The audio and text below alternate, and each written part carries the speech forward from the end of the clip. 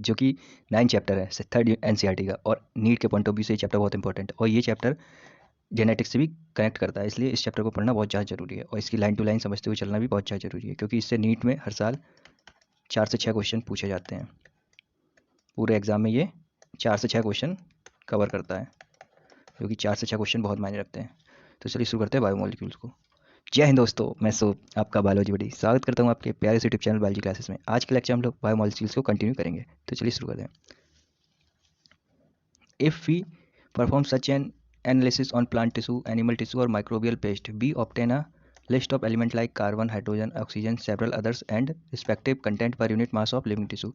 बोल रहा है कि अगर हम लोग प्लांट टिश्यू को, एनिमल टिश्यू को, माइक्रोबियल पेस्ट को अगर हम लोग एनालिसिस करें तो हम लोगों को कुछ एलिमेंट्स की लिस्ट मिलती है। वो एलिमेंट्स कौन से हैं? कार्बन, हाइड्रोजन, ऑक्सीजन और सेवरल अदर रिस्पेक्टिव कंटेंट्स हैं, जो कि यूनिट लिविंग मास में देखने को मिलते हैं, लिविंग टिश्यू में देखने को मिलते हैं। If the same analysis is perform to on piece of earth crust, और सेम एनालिसिस अगर हम अर्थ क्रस्ट में, पीस अर्थ क्रस्ट जो मिट्टी है, जो अर्थ की मिट्टी है, उसमें अगर हम लोग एनालिसिस करें तो सेम चीज़, सेम जो एलिमेंट्स हैं उसमें भी देखने को मिलते हैं। And as an example of non living matter we obtain similar list, हमें सिमिलर लिस्ट देखने को मिलती है। What are the difference between दो लिस्ट, दो लिस्ट में क्या डिफरेंस है? Absolute no such difference could be made out, और कोई सच डिफरेंस जिनमें समझ में नहीं आता है। All the elements present in sample of earth crust and also present in sample of living tissue, बोले जो सभी एलिमेंट हैं वो अर्थ क्रस्ट के सैंपल में और लिविंग टिश्यू के जो सैंपल है दोनों में प्रेजेंट रहते हैं। In closer examination reveals the relative abundance of carbon and hydrogen with respect to other element is higher in living organism than in earth crust. बोल रहा है कि जब हम लोग ने इसका क्लोजर एग्जामिनेशन किया तो जो कार्बन और हाइड्रोजन है वो अदर एलिमेंट्स के रिस्पेक्ट में लिविंग ऑर्गेनिज्म में ज़्यादा मिल रहे हैं अर्थ क्रस्ट से। फिर एनालिसिस कैसे करना है? How to analyze chemical composition. तो इसमें क्या करना है? To get we can take any living tissue, a vegetable or a piece of liver and write it in trichloroacetic acid using a mortar and pestle। बोल रहा है कि हमें एक लिविंग टिश्यू लेना है, चाहे वो वेजिटेबल हो सकती है या लीवर का एक पीस हो सकता है, उसको क्या करना है? ग्राइंड करना है विथ ट्राइक्लोरोएस्टिक एसिड के साथ में, और मॉर्टर पेस्टल की मदद से इसको हमको ग्राइंड करना, पीसना है। We obtain a thick slurry, हमें एक थिक स्लरी मिलेगा। If we were to strain this through a cheese cloth और cotton, we would obtain 2 fraction. अगर हम इसको चीज़ क्लॉथ या कपड़े से छानते हैं, कॉटन के कपड़े से छानते हैं, तो हमें 2 फ्रैक्शन जो हैं वो प्राप्त होते हैं। वन इज कॉल्ड फिल्ट्रेट, एक को फिल्ट्रेट कह रहे हैं, और मोर टेक्निकली इसको एसिड सॉल्युबल पूल कह रहे हैं। मतलब कि जो फिल्टर जो कपड़े से पास कर जा रहा है, जो एसिड सॉल्युबल पूल बना रहा है, उसको क्या बोल रहे हैं? एक को फिर उसको फिल्ट्रेट बोल रहे हैं। और जो सेकंड है, जो नहीं छना, जो उस कपड़े में वापस रह गया, उसको क्या? रिटेंटेट बोल रहे हैं, एसिड इनसॉल्युबल फ्रैक्शन बोल रहे हैं। और जो एसिड में मतलब जो ट्राइक्लोरोएस्टिक एसिड डाला था उसमें जो घुल गए, उनको बोल रहे हैं एसिड सॉल्युबल पूल, और जो नहीं घुले, जो कपड़े में रिटेंटेड रह गए, उनको एसिड इनसॉल्युबल पूल फ्रैक्शन बोल रहे हैं।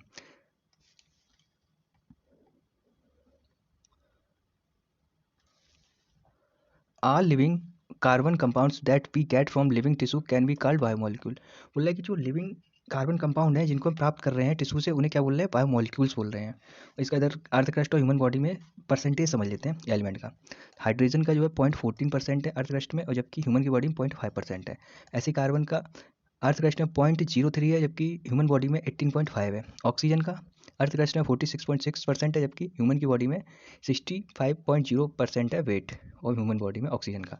नाइट्रोजन का वेरी लिटिल मात्रा में होता है, बहुत कम मात्रा में होता है अर्थ क्रस्ट में, जबकि ह्यूमन बॉडी में 3.3% होता है ह्यूमन बॉडी में नाइट्रोजन की मात्रा। सल्फर की मात्रा 0.03 होती है, जबकि ह्यूमन बॉडी में 0.3 होती है। सोडियम की 2.8 होती है, और ह्यूमन बॉडी में 0.2 होती है। कैल्शियम की 3.6 और ह्यूमन बॉडी में 1.5। मैग्नीशियम जो है उसकी 2.1 होती है अर्थ क्रस्ट में, और जबकि ह्यूमन बॉडी में 0.1 होती है। सिलिकन जो है अर्थ क्रस्ट में अधिक मात्रा मिलता है, जबकि ह्यूमन बॉडी में निग्लिजिबल फॉर्म में मिलता है।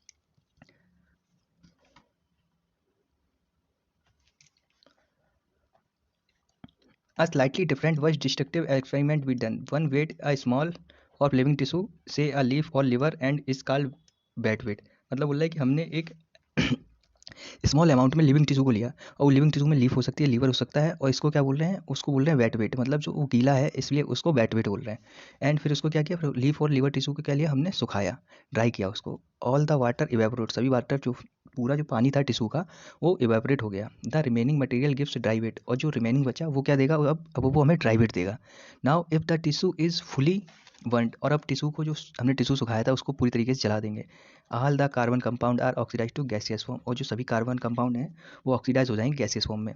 CO2 वाटर वेपर सब एंड आर रिमूव्ड, ये सब क्या है? फॉर्म आर रिमूव्ड, सब रिमूव हो जाएंगे गैसियस फॉर्म में। व्हाट इज रिमेनिंग, अब क्या बचेगा, जो बचेगा उसे क्या करें, एल कॉल्ड एस, मतलब जो बचेगा वो राख बचेगी। The S containing inorganic element, जो एस है उसमें क्या होंगे, इनऑर्गेनिक एलिमेंट होंगे, जैसे कि कैल्शियम हो गया, मैग्नीशियम हो गया, और इनऑर्गेनिक कंपाउंड भी देखने को मिलेंगे, जैसे कि सल्फेट हो गया, फॉस्फेट हो गया, और also seen in acid soluble fraction. और इन्हीं सबको जो ट्राइक्लोरोएस्टिक एसिड में, जो इस एसिड में सॉल्युबल हो गए थे, उन्हीं में ये चीज़ भी देखने को मिलेगी, क्या, inorganic compound like sulphate phosphate, और inorganic element like calcium magnesium, उसमें भी मिल रहे थे। और जब ये हमने इसको टिश्यू को जला के जब देखा, ड्राई वेट करके जब टिश्यू को राख बना के देखा, तो उसमें भी वो चीज़ें मिल रही थी। तो इसका there four element analysis gives elemental composition of living tissue in the form of hydrogen, oxygen, chlorine, carbon, etc। बोल रहा है कि जो एनालिसिस किया हमने एक्सपेरिमेंटल बेस पे, तो क्या पाया, कंपोजिशन जो मिला लिविंग टिश्यू में वो हाइड्रोजन, ऑक्सीजन, क्लोरीन, कार्बन की फॉर्म में मिला। अ list of representative inorganic constitute of living tissue, living tissue में जो इनऑर्गेनिक कंस्टिट्यूट है उनकी लिस्ट है, इसको समझ लेते हैं। जैसे सोडियम है वो Na+ है, जबकि ये क्या करा रहा है, ये नर्व इम्पल्स को कंडक्ट करा रहा है, कौन, सोडियम, नर्व इम्पल्स। अब पोटेशियम क्या कर रहा है, पोटेशियम यहाँ पे कर रहा है, ये भी नर्व इम्पल्स को कंडक्ट करा रहा है। फिर कैल्शियम की बात कर लेते हैं, कैल्शियम क्या करा रहा है, कैल्शियम बॉन्ड में हेल्पफुल है। फिर मैग्नीशियम, मैग्नीशियम क्या करा रहा है, मैग्नीशियम जो है ये क्लोरोफिल में देखने को मिलता है। फिर वाटर H2O, ये तो मेजर है ही है। फिर ये कंपाउंड देखने को मिलते हैं, sodium chloride, calcium oxide, phosphate, sulphate, ये सब जो है। फिर इसके बाद कर लेते हैं inorganic constituent present in living tissue form a chemistry point of view. अगर हम जो इनऑर्गेनिक कॉन्स्टिट्यूट है इनको केमिस्ट्री के पॉइंट ऑफ व्यू से देखेंगे लिविंग टिश्यू में, तो क्या होगा, one can identify functional group like aldehyde, ketone, aromatic compound. अगर केमिस्ट्री के पॉइंट ऑफ व्यू से देख रहे हैं तो हम functional group like aldehyde, ketone और एरोमेटिक के फॉर्म में उन इनऑर्गेनिक कॉन्स्टिट्यूट को आइडेंटिफाई करेंगे। जबकि but from a biological point of view, अगर बायोलॉजिकल पॉइंट ऑफ व्यू से देखेंगे तो हम क्या क्लासीफाई करेंगे, them into amino acid, nucleotides और फैटी एसिड्स के फॉर्म में क्लासीफाई करेंगे, किसको, इनऑर्गेनिक कॉन्स्टिट्यूएंट को। ठीक है, amino acids are organic compound containing an amino group and an HD group as substituent on the same carbon। बोले जो अमीनो एसिड है क्या है, ये organic compound containing an amino group और एसिडिक ग्रुप के सब्सटीट्यूट हैं, और जो सेम कार्बन को देखने को मिलते हैं, तो इन्हें क्या बोलते हैं, द अल्फा कार्बन। ठीक है, तो इसका है they are called alpha amino acid, और जिस वजह से इन्हें क्या बोल रहे हैं, अल्फा अमीनो एसिड बोल रहे हैं। They are substitute methanes, they are four substituent group occupying the four valency position। बोल रहा है कि इनका जो सब्सटीट्यूट है वो क्या, मीथेन्स है, और इनमें फोर सब्सटीट्यूएंट ग्रुप जो है ऑक्यूपाई करने की क्षमता रहती है, क्योंकि इनकी जो बैलेंसी है उसमें 4 बैलेंसी रहती हैं। These are hydrogen, carboxyl group, amino group and a variable designated R group. बोला जो अमीनो एसिड है, जैसे ये कार्बन है, अब इसमें बता रहा है कि एक जो है अमीनो ग्रुप लग जाएगा, कौन लग जाएगा, अमीनो ग्रुप NH2। एक बता रहा है कि कार्बोक्सिलिक ग्रुप लग जाएगा, ऐसे दिखा देते हैं, एक मिनट,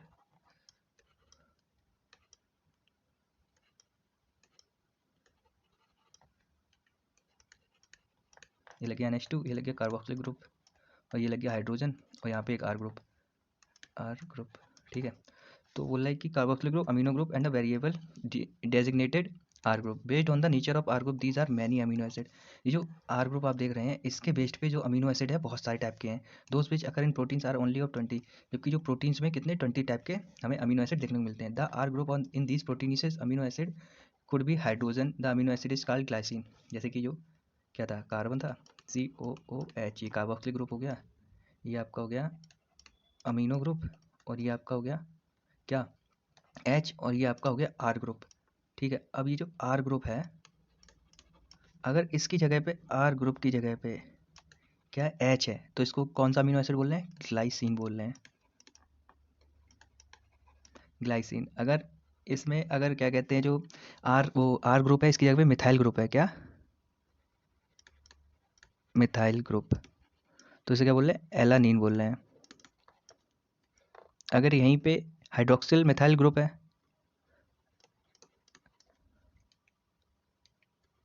हाइड्रोक्सिल मिथाइल ग्रुप है, तो इसे क्या बोलेंगे, इसे बोलेंगे कौन सा, सेरीन।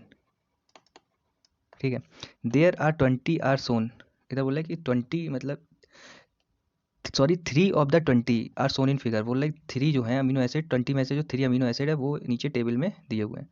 ये रहे देखो, ये है कार्बन। अब कार्बन की कितनी 4 वैलेंसी होती है, एक पे NH2 लग गया, एक पे कार्बोक्सिल ग्रुप लग गया, एक पे H लग गया, ये हो गया R ग्रुप। अब R ग्रुप पे अगर H लगा है तो उसे क्या ग्लाइसिन बोल रहे हैं, अगर R ग्रुप पे मिथाइल ग्रुप लगा है तो उसे क्या बोल रहे हैं, एलेनिन बोल रहे हैं, अगर R ग्रुप की जगह पे हाइड्रोक्सिल मिथाइल लगा है तो उसे क्या बोल रहे हैं, सेरीन बोल रहे हैं। तो वही यहाँ पे बताया। फिर उसके बाद the chemical and physical property of amino acids are essentially of the amino carboxyl and R functional group। बोल रहा है कि जो अमीनो एसिड की केमिकल और फिजिकल प्रॉपर्टीज़ हैं वो अमीनो और कार्बोक्सिल और आर फंक्शनल ग्रुप के लिए इसेंशियल है। Based on number of amino and carboxyl group there are acidic. बोल रहा है कि जो अमीनो एसिड है अगर उसमें अमीनो और कार्बोक्सिल ग्रुप के बेस्ड पे ये देयर आर एसिडिक हो जाएंगे।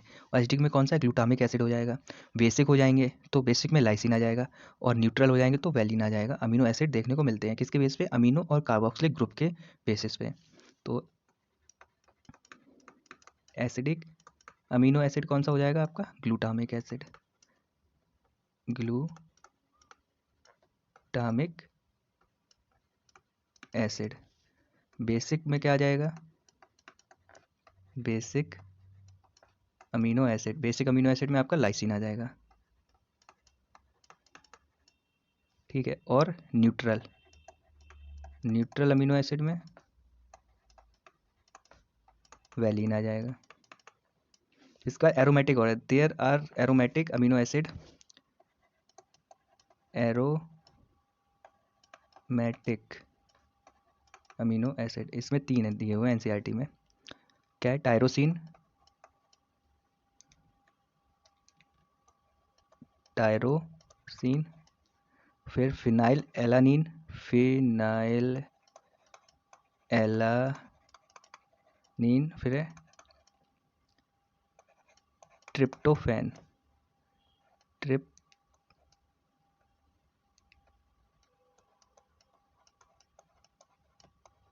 कौन सा, ट्रिप्टोफैन। जो 3 अमीनो एसिड हो गए, कौन से, aromatic amino acid, tyrosine, phenyl alanine और ट्रिप्टोफैन, ठीक है।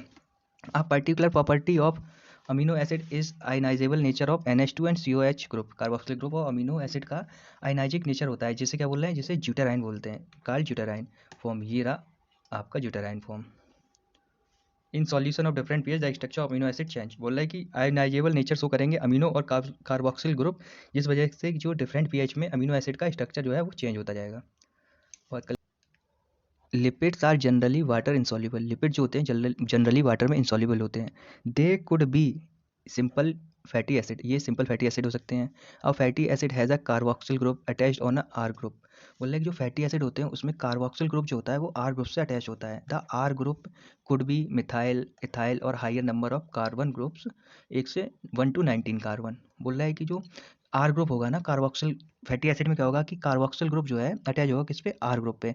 वही आर ग्रुप में क्या हो सकता है, मिथाइल हो सकता है, इथाइल हो सकता है, और higher number of carbon group हो सकते हैं या CH2 ग्रुप हो सकते हैं। जिसे क्या बोल रहे हैं, जो कार्बन की नंबरिंग कितनी होगी, 1 से लेके 19 कार्बन तक होगी। फॉर एग्जाम्पल, अब एक फैटी एसिड जो है उसका एग्जाम्पल क्या है, पामिटिक एसिड जो है एक फैटी एसिड है 16 कार्बन इंक्लूडिंग कार्बोक्सिल कार्बन। बोल रहे हैं कि जो पामिटिक एसिड है इसमें जो कार्बन का नंबर है वो 16 कार्बन का नंबर है, ठीक है। और इसमें कार्बोक्सिलिक कार्बन भी ऐड होता है, और फैटी एसिड जो एक फैट पामिटिक एसिड है एक फैटी एसिड का एग्जांपल है। फिर है arachidonic acid has 20 carbon atom include carboxylic group. जो एरिकिडोनिक एसिड है इसमें 20 कार्बन है कार्बोक्सिलिक कार्बन को मिला के। Fatty acid could B saturated without double bond और अनसैचुरेटेड विथ 1 और मोर कार्बन उनके बीच में डबल बॉन्ड देखने को मिलेगा। अगर देखो सैचुरेटेड है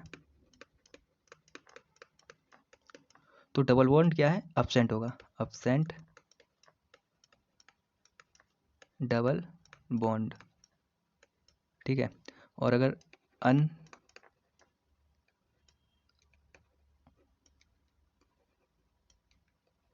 अनसैचुरेटेड है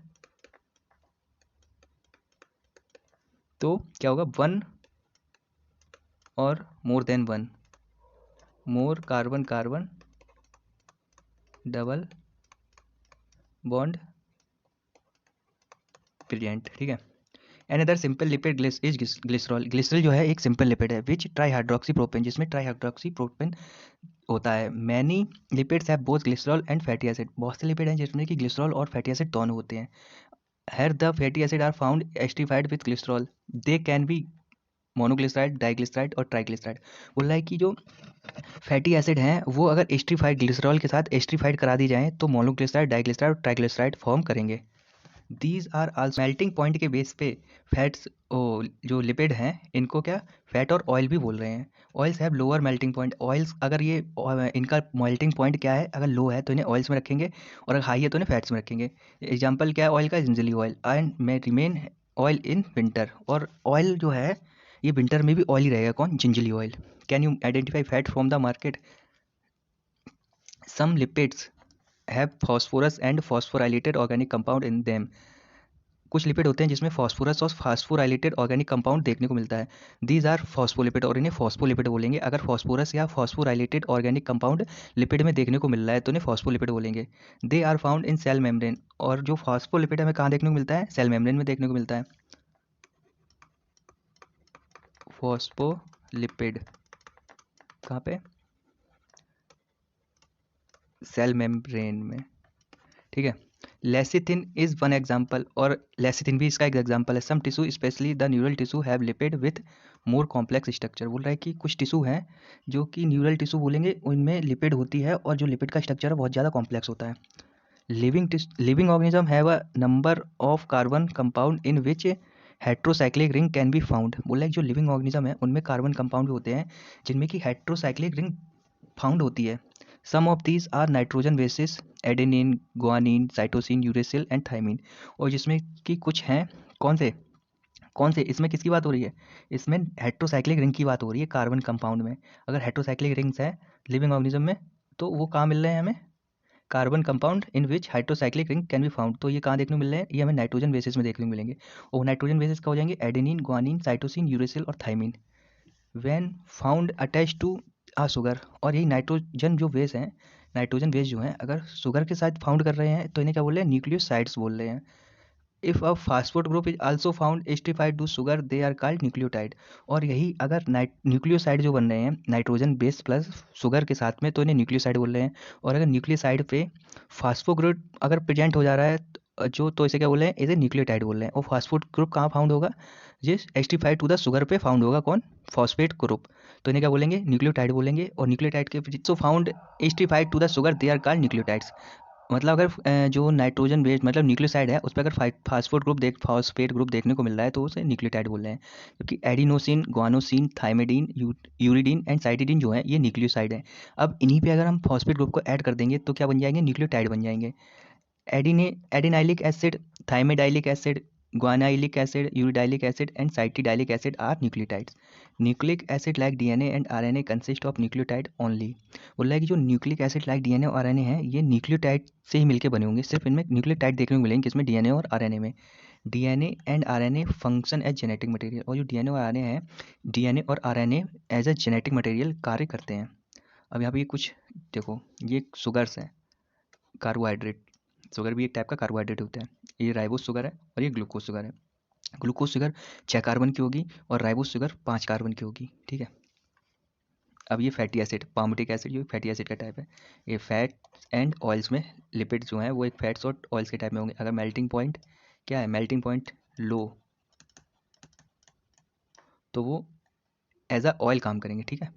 इसमें एक एग्जांपल है gingelly oil. Gingelly oil winter में भी ऑयल की फॉर्म में ही रहता है। CH3। अब इसमें देखना कार्बन का नंबर कितना है? ये कितना? 14 कार्बन ही हो गए। एक 14 के बाद ये कितना? 15 और एक ये 16, 16 कार्बन का हो गया पामटिक एसिड। एक फैटी एसिड है। एक ग्लिसरॉल है, ग्लिसरॉल का टाइप है। ठीक है। फिर एक ट्राईग्लिसराइड है, इसमें कि R1, R2 और R3 फैटी एसिड जो हैं वो जुड़े हुए हैं। फिर एक है फॉस्फोलिपिड लेसिथिन, ये कि सेल मेम्ब्रेन का टाइप है। फिर कोलेस्ट्रॉल है, ये भी फैट्स और ऑयल्स में आते हैं। कोलेस्ट्रॉल एक टाइप का लिपिड ही है। फिर अब बात कर लेते हैं एडिनिन जो कि एक प्यूरिन है, नाइट्रोजन बेस है। ये कौन है? एन बेस, नाइट्रोजन बेस है ये। और ये भी एक तरीके का पायरिमिडिन, ये भी एक नाइट्रोजन बेस है। अब इस नाइट्रोजन बेस के साथ हमने क्या ऐड कर दिया? शुगर ऐड कर दिया। तो ये बन गए न्यूक्लियोसाइड। ठीक है। और वही न्यूक्लियोसाइड के हमने न्यूक्लियोसाइड्स में हमने फॉस्फेट ग्रुप लगा दिया एस्टिफाइड करके, तो क्या बन गए? न्यूक्लियोटाइड बन गए। तो अगर एडेनिन है और इसमें शुगर ऐड कर दी तो एडिनोसिन बन गया। और यूरेसिल है, जिस अगर इसमें शुगर ऐड कर दी तो यूरिडीन बन गया। वही जो एडिनोसिन है इसमें हम लोगों ने क्या किया, एस्टिफाइड करके फॉस्फेट ग्रुप जो है ये रहा, इसको ऐड कर दिया तो ये क्या बन गया, एडिनाइलिक एसिड बन गया, एक न्यूक्लियोटाइड है। और यही अगर न्यूक्लियोसाइड जो यूरिडीन है अगर हम इसमें फॉस्फेट ग्रुप ऐड कर देंगे तो हाँ फॉस्फेट ग्रुप ऐड कर देंगे तो ये क्या यूरिडाइलिक एसिड बन जाएगा, ये भी एक टाइप का न्यूक्लियोटाइड है। One were to make a list of biomolecules, बोले मतलब अगर हम बायोमोलिक्यूल की लिस्ट बनाएं तो such a list would have thousand of organic compound including amino acid sugars. बोल रहा है कि अगर हम बायोमोलिक्यूल्स की लिस्ट बनाएं तो उसमें थाउजेंड ऑफ ऑर्गेनिक कंपाउंड जैसे कि अमीनो एसिड और शुगर जैसे थाउजेंड ऑर्गेनिक कंपाउंड इंक्लूड हो जाएंगे। For reason that are given in section 9.10, ये 9.10 सेक्शन दे, we can tell these biomolecules as metabolites in animal tissue. बोला कि जो ये हम लोगों ने अभी ऊपर जो पढ़े हैं ना, ये diagrammatic small molecular weight organic compound living tissue में क्या फैट्स और ये क्या पढ़ा, ऑयल्स पढ़े, फिर ये हम लोगों ने अमीनो एसिड्स को पढ़ा, शुगर्स को पढ़ा। तो ये क्या है, ये प्राइमरी मेटाबोलाइट्स हैं।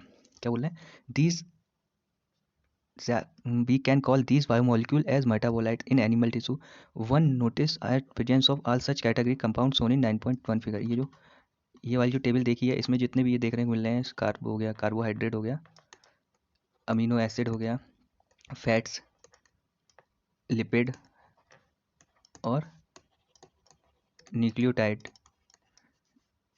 न्यूक्लियोसाइड, ये क्या है, प्राइमरी मेटाबोलाइट में आ रहे हैं, प्राइमरी मेटाबोलाइट्स। इनको क्या बोल रहे हैं, प्राइमरी मेटाबोलाइट्स बोल रहे हैं।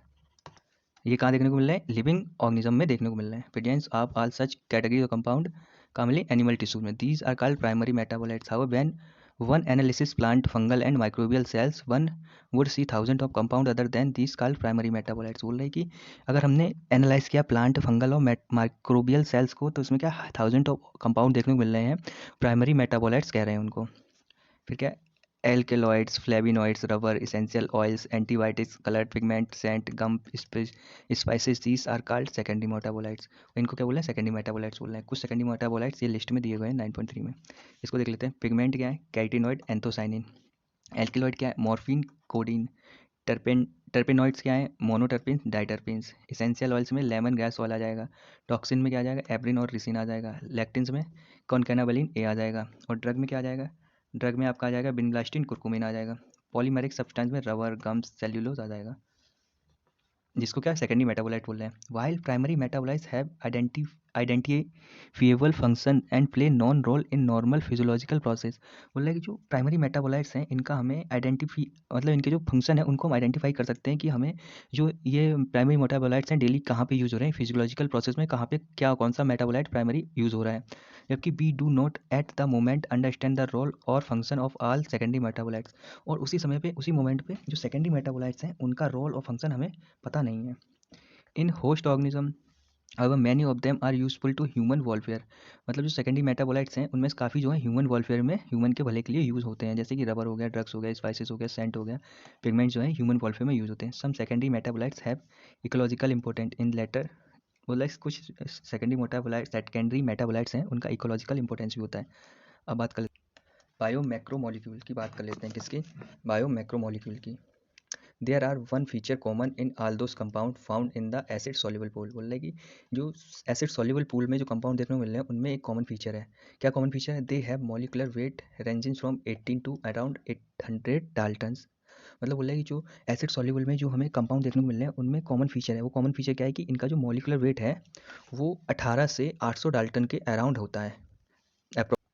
Acid insoluble fraction has only 4 types of organic compound. जो एसिड इनसॉल्युबल फ्रैक्शन है, जो रिटेंटेंट है, जो चीज़ क्लॉज से पार नहीं किया, उसको क्या बोल रहे हैं, उसको उस एसिड इनसॉल्युबल फ्रैक्शन बोल रहे हैं। उसमें 4 टाइप के ऑर्गेनिक कंपाउंड होते हैं। कौन कौन से, प्रोटीन है, न्यूक्लिक एसिड है, पॉलीसेक्राइड्स और लिपिड्स। ये 4 जो हैं एसिड इनसॉल्युबल फ्रैक्शन में देखने को मिलेंगे। These classes of compounds with the exception of lipid, ये जो क्लासेस हैं इसमें जो लिपिड्स है वो एक्सेप्शन कंपाउंड है molecular weight in the range of 10,000 Dalton and above. इसका जो मॉलिकुलर वेट है उसको क्या है, 10,000 और उसके ऊपर है। For this very reason biomolecule chemical compound found in living organism have two types. जो लिविंग ऑर्गेनिज्म केमिकल कंपाउंड देखने को मिलते हैं वो 2 प्रकार के होते हैं। कौन कौन से, one those which have molecular weight less than 1000 Dalton. एक वो जिनका मॉलिकुलर वेट जो है लेस देन 1000 डाल्टन से कम है, and are usually refer to as micromolecule. और इनको क्या बोल रहे हैं, माइक्रोमोलिक्यूल, माइक्रोमोलिक्यूल। और इनका जो वेट है, मॉलिकुलर वेट, वो कितना है? Less than 1000 dalton, less then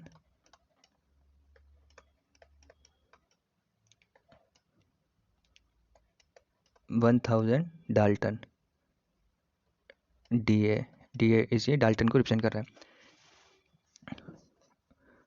I usually refer to micromolecules, यानी क्या बोल रहे हैं? माइक्रोमोलिक्यूल्स और सिंपली बायोमोलिक्यूल्स कह रहे हैं। While those which are found in the acid insoluble fraction called macromolecules और bio macromolecules.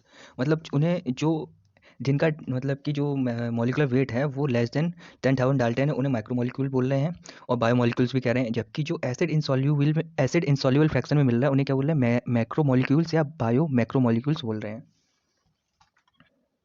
The molecules in insoluble fraction with the exception of lipids are polymeric substance. बोल रहे हैं कि जो एसिड इनसॉल्युबल फ्रैक्शन में जो हमें लिपिड देखने को मिल रहा है मॉलिक्यूल, वो क्या पॉलीमेरिक सब्सटेंस है। Why do lipid whose molecular weight do not exceeded 800 dalton come under acid insoluble fraction.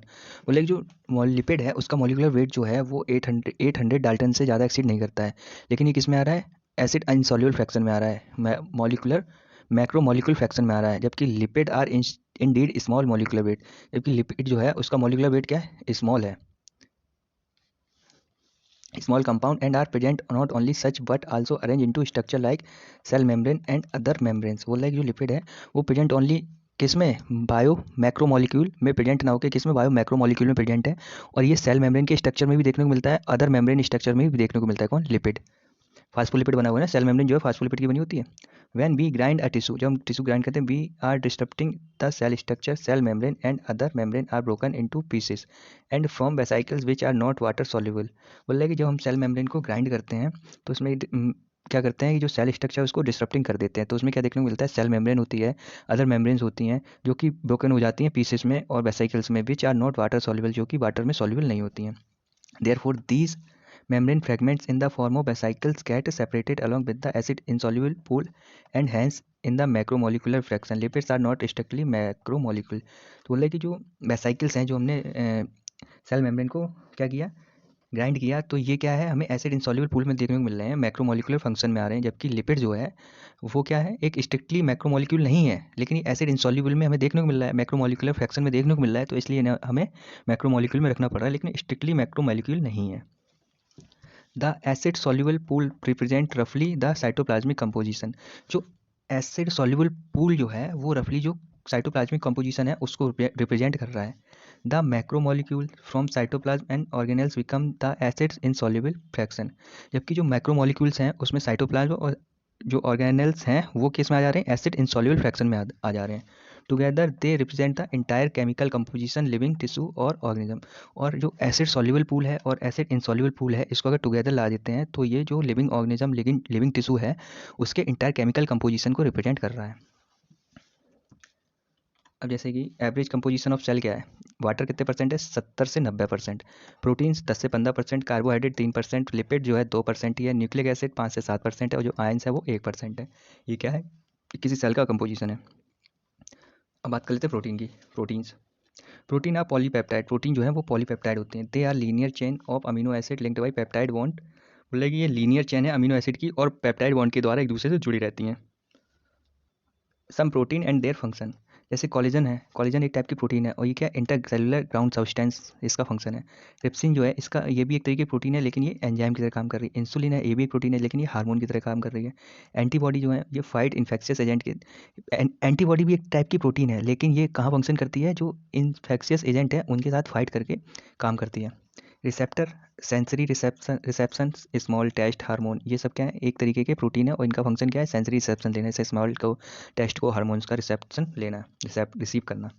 ग्लूट4, ये भी एक तरीके की प्रोटीन है। ये क्या? Enable glucose transport into cell, मतलब सेल में जो ग्लूकोज का ट्रांसपोर्ट है उसको इनेबल करता है, उसको चालू करता है कि सेल्स में ग्लूकोज का ट्रांसपोर्ट होगा। मतलब each protein is a polymer of amino acid. जो प्रोटीन है वो पॉलीमर है अमीनो एसिड का। मतलब अमीनो एसिड की एक से ज़्यादा यूनिट जब मिल जाएंगी तो उसे क्या बोलेंगे? प्रोटीन बोलेंगे। तो protein is a polymer of amino acid as there 20 type of amino acid. इधर 20 टाइप ऑफ अमीनो एसिड होते हैं जिसमें alanine, cysteine, proline, tryptophan, lysine जो है एग्जाम्पल है। अब protein is a heteropolymer and not a homopolymer. Protein जो होती है वो हेट्रोपॉलीमर होती है, होमोपॉलीमर नहीं होती है। A homopolymer has only one type of monomer repeating n number of time. Homopolymer में क्या होता है कि जो एक यूनिट जो है वही रिपीट होती रहेगी n नंबर ऑफ टाइम, तो इसे होमोपॉलीमर बोल रहे हैं। जबकि हेट्रोपॉलीमर में क्या होगा कि जो यूनिट है, जो उसकी मोनोमर जो यूनिट है वो क्या है, रिपीट नहीं होगी, दूसरी यूनिट रिपीट होगी, तो इसे हेट्रोपॉलीमर कहेंगे। डिफरेंट टाइप की यूनिट रिपीट होगी। This information about the amino acid content is important as later in your nutrition lesson. अब amino acid can be essential और नॉन इसेंशियल। अमीनो एसिड जो हैं वो इसेंशियल और नॉन इसेंशियल होते हैं। The latter are those which our body can make while we get essential amino acid through out our diet. बोल रहा है कि जो इसेंशियल है वो कहाँ से मिलेंगे, वो हमारी बॉडी खुद ही बना ले। जो नॉन इसेंशियल है वो हमारी बॉडी खुद ही बना लेगी, वो नॉन इसेंशियल है। जबकि जो इसेंशियल अमीनो एसिड है वो हमें कहाँ से मिलते हैं, वो हमें हमारी डाइट से, जो हम खाना खाते हैं, जो हम उससे मिलती है, डाइट से, फूड से मिलती है। Protein carry out many function in living organism. Protein जो है लिविंग ऑर्गेनिज्म में बहुत सारे फंक्शन को कैरी आउट करती है। सम जैसे कि transport nutrient across cell membrane, मतलब जो प्रोटीन है वो न्यूट्रिएंट को सेल मेम्ब्रेन के अक्रॉस ट्रांसपोर्ट कराती है। Some fight infectious organism, fight जैसे एंटीबॉडी है क्या फाइट करती है इन्फेक्शियस ऑर्गेनिज्म के अगेंस्ट। सम आर हार्मोन्स, जो प्रोटीन है वो कुछ हार्मोन होती हैं। सम आर एंजाइम, कुछ एंजाइम्स की तरह काम करती हैं प्रोटीन। अब यहाँ से collagen is the most abundant protein in animal world and ribulose biphosphate carboxylase oxygenase is the most abundant protein in whole the biosphere. तो मतलब एनिमल वर्ल्ड में जो सबसे ज़्यादा अबंडेंट प्रोटीन है वो क्या, कोलेजन है। और जो होल बायोस्फीयर में अबंडेंट प्रोटीन है वो क्या, रुबिस्को है। रुबिस्को का फुल फॉर्म है राइब्यूलोज बाइफॉस्फेट कार्बोक्सिलेज ऑक्सीजनेज। ठीक है, बात कर लेते हैं पॉलीसेक्राइड की। तो पॉलीसेक्राइड में क्या है, पॉलीसेक्राइड मतलब कि carbohydrate, it's a type of carbohydrate. Acid insoluble pellet also has polysaccharide, क्या बोल रहे हैं, carbohydrate as another class of macromolecule. बोल रहा है कि जो एसिड इनसॉल्युबल पूल में पॉलीसेक्राइड देखने को मिलेगा, तो जिसे कार्बोहाइड्रेट भी बोलते हैं। ये मैक्रोमोलिक्यूल की एक और क्लास है। चार मिले थे, प्रोटीन और पॉलीसेक्राइड और न्यूक्लियोटाइड, न्यूक्लिक एसिड और लिपिड। ठीक है, तो ये दूसरी क्लास है polysaccharide. Polysaccharides are long chains of sugar. Polysaccharide जो हैं ये शुगर की लॉन्ग चेन्स होती हैं। They are threads containing different monosaccharide as building blocks. इनमें क्या है, ये थ्रेड्स लाइक होते हैं। और इनमें जो मोनोसेक्राइड है वो डिफरेंट टाइप के मोनोसेक्राइड जो है कंटेन रहते हैं थ्रेड लाइक स्ट्रक्चर में। लिटरली कॉटन थ्रेड में जो डिफरेंट टाइप के मोनोसेक्राइड हैं वो बिल्डिंग ब्लॉक की तरह कंटेन होके एक थ्रेड बना लेंगे। For example cellulose is a polymeric polysaccharide consisting of only one type of monosaccharide. इसे क्या बोलेंगे, होमोपॉलीमर बोलेंगे। Glucose, cellulose is a homopolymer. अब यहाँ बोल रहा है कि जो सेल्यूलोज है वो एक एक ही टाइप की मोनोमेरिक यूनिट से मिलके बनता है, तो इसलिए इसे क्या बोल रहे हैं, होमोपॉलीमर बोल रहे हैं। Starch is a variant of this. Starch जो है वो भी इसका वेरिएंट है, but present as a store house of energy in plant tissue. लेकिन जो स्टार्च है वो प्लांट में as a store house of energy की फॉर्म में स्टोर रहता है। किसमें, प्लांट में। Animals have another variant called glycogen. और सेम एज जो स्टार्च प्लांट में काम कर रहा है, एनर्जी हाउस है, एनर्जी का हाउस है कौन, स्टार्च। किसमें, प्लांट टिश्यू में। सेम एज ग्लाइकोजन है वो एनिमल में है, एनिमल है। Inulin is a polymer of fructose. Inulin जो है वो फ्रक्टोज का पॉलीमर है। इन अ पॉलीसेक्राइड चेन से glycogen the right and is called reducing and. मतलब जो पॉलीसेक्राइड की चेन होती है उसमें राइट साइड, ग्लाइकोजन में अगर हम ग्लाइकोजन की पॉलीसेक्राइड चेन को देखें तो उसमें जो राइट साइड पे एंड होगा उसे क्या बोलेंगे, रिड्यूसिंग एंड बोलेंगे। जबकि left and is called non reducing and, और लेफ्ट साइड पे जो एंड होगा वो नॉन रिड्यूसिंग होगा। It polysaccharide chain glycogen the right and is called reducing and the left and is called non reducing and. मतलब बोल रहा है ग्लाइकोजन की पॉलीसेक्राइड चेन में जो राइट साइड का एंड है उसे क्या रिड्यूसिंग एंड बोल रहे हैं, और जो लेफ्ट साइड का एंड है उसे नॉन रिड्यूसिंग एंड बोल रहे हैं। It has branches as shown in the form of chart. 9.2 figure है उसमें ये ग्लाइकोजन का स्ट्रक्चर देखने को मिला है। Starch forms helical secondary structure. Starch जो है हेलिकल सेकेंडरी स्ट्रक्चर बनाता है। In fact starch can hold I2 molecule in the helical portion. मतलब जो स्टार्च है वो हेलिकल सेकेंडरी स्ट्रक्चर बनाता है, उसमें क्या करता है, आयोडीन का मॉलिक्यूल को स्टार्च हेलिकल पोर्सन में होल्ड कर लेता है, कौन, स्टार्च। और जो I2 मॉलिक्यूल है स्टार्च के हेलिकल स्ट्रक्चर में होल्ड हो गया, तो इस वजह से क्या होगा, starch is in blue in colour. जिस वजह से आयोडीन का जो मॉलिक्यूल है वो स्टार्च के हेलिकल स्ट्रक्चर में होल्ड हो गया, फंस गया, तो इस वजह से जो स्टार्च है वो ब्लू कलर शो करेगा।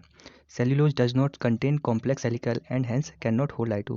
और जो सेल्यूलोज होते हैं उनमें कॉम्प्लेक्स हेलिकल स्ट्रक्चर नहीं होता है, जिस वजह से ये आयोडीन के मॉलिक्यूल को होल्ड नहीं कर पाता है। ये जो स्ट्रक्चर है किसका, ग्लाइकोजन का पोर्सन ऑफ ग्लाइकोजन है। अब बात कर लेते हैं plant plant cell wall are made up of cellulose. जो प्लांट की सेल वॉल होती है किसकी, सेल्यूलोज की बनी है। सेल्यूलोज क्या है, होमोपॉलीमर है, होमो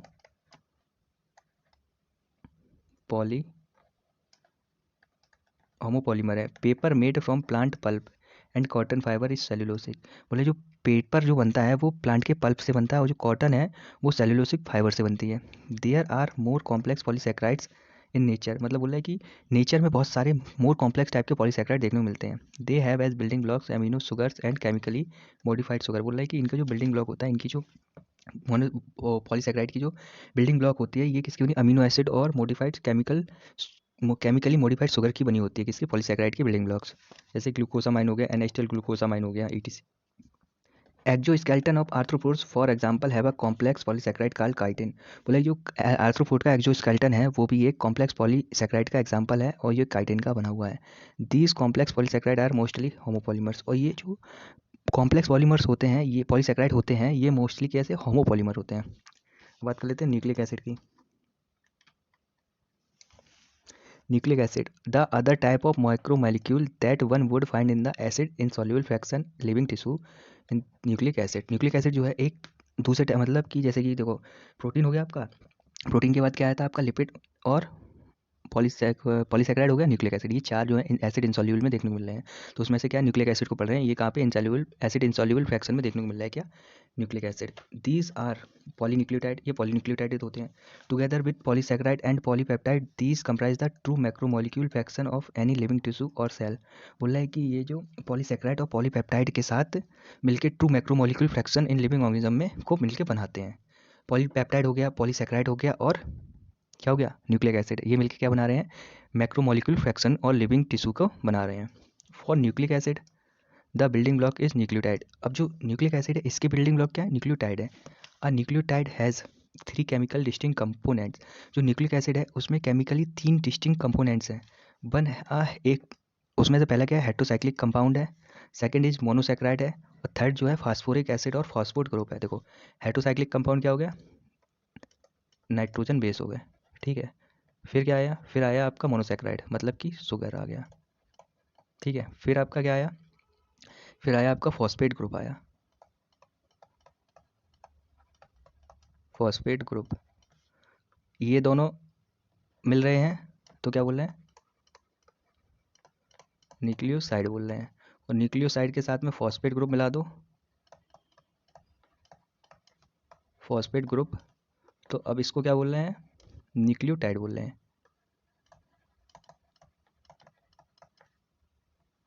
न्यूक्लियोटाइड बोल रहे हैं, ठीक है।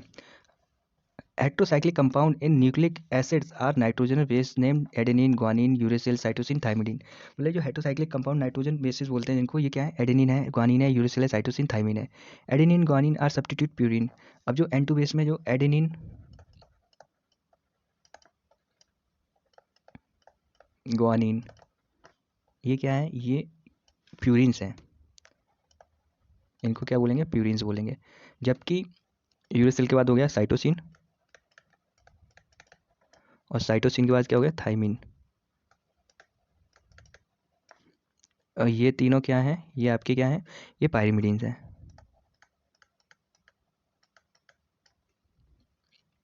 पायरिमिडीन्स, ठीक है। तो 2 प्यूरिन है, 3 पायरिमिडीन है। The skeletal heterocyclic ring is called purines and pyrimidine। जो हेट्रोसाइक्लिक साइक्लिक रिंग का स्केलेटल है उसको प्यूरिन और pyrimidine कहेंगे respectively. The sugar found in polynucleotide is either ribose monosaccharide, pentose sugar होगी, और दूसरी हो गया वो डीऑक्सीराइबोस शुगर होगी। मतलब है 6 कार्बन की होगी तो डीऑक्सीराइबोस शुगर होगी, और 5 कार्बन की होगी पेंटोज मोनोसेक्राइड पेंटोज शुगर होगी। A nucleic acid containing deoxyribose is called deoxyribo nucleic acid. अगर जो न्यूक्लिक एसिड है वो डीऑक्सीराइबोस शुगर कंटेन किया है तो उसे डीऑक्सीराइबो न्यूक्लिक एसिड डीएनए बोलेंगे। जबकि जो न्यूक्लिक एसिड है कंटेन क्या किया होगा? राइबोस शुगर को कंटेन किया होगा तो उसे राइबो न्यूक्लिक एसिड आरएनए बोलेंगे। अब बात करते हैं structure protein. Protein are mentioned earlier heteropolymer containing string of amino acid. बोल रहा है कि जो प्रोटीन्स हैं वो हेट्रोपॉलीमर्स हैं, किसकी? अमीनो एसिड की स्ट्रिंग्स की हेट्रोपॉलीमर हैं। कौन? Proteins. Structure of molecule means different things in different context. बोल रहा है कि जो स्ट्रक्चर है मॉलिक्यूल का डिफरेंट थिंग्स में डिफरेंट कॉन्टेक्स्ट हो जाता है। मतलब कि जैसे कि इनऑर्गेनिक केमिस्ट्री में स्ट्रक्चर इनवेरियबली रिफर मोलिकुलर फार्मूला। जो इनऑर्गेनिक केमिस्ट्री है उसमें मॉलिकुलर फार्मूला स्ट्रक्चर दिखाया जाता है, जैसे NaCl हो गया, MgCl2 हो गया। Organic chemistry always right 2 dimensional view of molecule while representing structure of molecule. बोल रहा है जो ऑर्गेनिक केमिस्ट्री होगी उसमें 2D dimensional molecule formula structure दिखाया जाएगा। जैसे कि बेंजीन हो गया, नेफ्थलीन हो गया। ऑफ क्या है, फिजिसिस्ट कंज्यूर अब 3 dimensional view of molecular structure, while जो फिजिक्स वाले होंगे वो क्या 3D स्ट्रक्चर, मोलिकुलर स्ट्रक्चर दिखाएंगे, जबकि जो बायोलॉजिस्ट हैं describe protein structure eight 4 level. और जो बायोलॉजिस्ट हैं इन्होंने क्या किया, इन्होंने प्रोटीन स्ट्रक्चर को 4D लेवल पे, 4 लेवल्स पे जाके दिखाया। The sequence of amino acid, positional information in a protein which is first amino acid which is second and so on. बोल रहा है कि जो अमीनो एसिड का सीक्वेंस है और पोजिशनल इन्फॉर्मेशन के बेस पे इन्होंने बताया कि कौन सा amino acid first amino acid है, कौन सा सेकंड एंड सो ऑन, और कौन से ऐसे धीमे धीमे आते गए। और इनका क्या बोला, प्राइमरी स्ट्रक्चर बोला। Protein is imagined as line, the left end represented by first amino acid and the right end represented by last amino acid। बोला है कि प्रोटीन को अगर हमने लाइन की तरह इमेजिन किया तो उसके लेफ्ट एंड पे जो प्रोटीन रिप्रेजेंटेड होगी उसे फर्स्ट अमीनो एसिड बोलेंगे, और जो राइट एंड पे प्रोटीन होगी उसको लास्ट अमीनो एसिड बोलेंगे। The first amino acid is called and terminal amino acid. जो राइट टर्म पे होगा उसे क्या बोल रहे हैं, फर्स्ट अमीनो एसिड बोल रहे हैं। रिप्रेजेंट द लेफ्ट, ऐसे मान लो कि ये हमने प्रोटीन को एक लाइन की तरह इमेजिन कर लिया, ठीक है। अब इस पे जो लेफ्ट एंड होगा और एक राइट एंड होगा, तो ये हो गया राइट एंड और ये हो गया लेफ्ट एंड। तो यहाँ पे जो प्रोटीन देखने को मिलेगी, फर्स्ट अमीनो एसिड देखने को मिलेगा, इसको क्या बोलेंगे, फर्स्ट अमीनो एसिड बोलेंगे, फर्स्ट ए। और इससे फर्स्ट ए को और क्या बोल रहे हैं, इसको बोल रहे हैं एन टर्मिनल अमीनो एसिड, ठीक है। लास्ट अमीनो एसिड, और जो आर एंड पे होगा इसे क्या बोल रहे हैं, लास्ट अमीनो एसिड। और लास्ट अमीनो एसिड को क्या बोल रहे हैं, C terminal amino acid, C terminal amino acid. A protein thread does not exist throughout as an extended rigid rod। जो प्रोटीन का थ्रेड है ये एग्जिस्ट नहीं करता रॉड, रिजिड रॉड की तरह एक्सटेंड नहीं करता through out. The thread is folded in the form of a helix. तो थ्रेड है वो हेलिक्स की फॉर्म में है, हेलिक्स की फॉर्म में होल्ड रहेगा, similar of a revolving staircase, और रिवॉल्विंग स्टेयर केस के स्ट्रक्चर जैसे सिमिलर रहेगा। Of course only some portion of the protein thread are arrange in the form of helix. और कुछ पोर्शन जो है प्रोटीन का वो हेलिक्स की फॉर्म में अरेंज रहेगा। In protein only right handed helicals are observe. जो प्रोटीन है उसमें ओनली राइट हैंडेड जो हेलिकल्स होते हैं वही ऑब्जर्व किए गए हैं। Other region of the protein thread are folded into other forms in what is called secondary structure. बोल रहा है कि जो प्रोटीन का जो थ्रेड है उसके फोल्डेड होने के अदर जो फॉर्म्स हैं उनको क्या सेकेंडरी स्ट्रक्चर बोल रहे हैं। In addition the long protein chain is folded upon itself like a hollow woollen ball. बोल रहे हैं कि जो लॉन्ग प्रोटीन चेन होगी वो अपने आप को फोल्डेड कर लेगी एक के ऊपर एक के ऊपर एक, और कैसे बन जाएगी, एक उलन हॉलो उलन वॉल बन जाएगी, giving rise to the tertiary structure. उससे क्या टर्सरी स्ट्रक्चर मिलेगा प्रोटीन का। This is use 3 dimensional view of protein, और ये क्या है 3D डायमेंशनल व्यू मिलेगा प्रोटीन का। Tertiary structure is absolutely necessary for the many biological activity of protein. बोल रहे जो टर्सरी स्ट्रक्चर जो है वो एब्सोल्युटली नेसेसरी है बायोलॉजिकल एक्टिविटी ऑफ प्रोटीन कराने के लिए। Some protein are in assembly of more than one polypeptide और सब यूनिट। बोल रहा है कुछ प्रोटीन जो है वो असेंबल होंगी मोर देन वन पॉलीपेप्टाइड और उनकी सब यूनिट से। The manner in which this individual folded polypeptides और subunit are arrange with respect to each other linear string और linear string of spheres arrange in upon each other in the form of cube और plate. बोल रहा है कि जो polypeptide जो हैं मोर देन वन जो हैं पॉलीपेप्टाइड सब यूनिट जो हैं असेंबल होंगी, तो ये क्या बोलेंगे, ये फिर अगेन जो पॉलीपेप्टाइड जो है फिर से फोल्ड होके एक दूसरे के ऊपर अरेंज हो जाएंगे और क्या बनाएंगे, स्फीयर बनाएंगे। स्फीयर अरेंज, फिर जो स्फीयर है वो एक दूसरे के साथ अरेंज हो जाएंगे, तो ये क्या क्यूब और प्लेट बनाएंगे। और cube is the architecture of a protein otherwise is called quaternary structure. और जो क्यूब जो बने उनको क्या बोल रहे हैं, ये क्यूब और प्लेट जो है वो अरेंज हो जाएंगे और क्या बनाएंगे, क्वाटनरी स्ट्रक्चर को बनाएंगे of a protein. Adult human haemoglobin consist 4 सब यूनिट। एडल्ट ह्यूमन हीमोग्लोबिन है उसमें 4 सब यूनिट होती हैं। 2 of this are identical to each other, और दो जो हैं एक दूसरे के आइडेंटिकल होती हैं, जिसमें 2 सब यूनिट जो होंगी अल्फा टाइप की होंगी और 2 सब यूनिट जो होंगी बीटा टाइप की होंगी।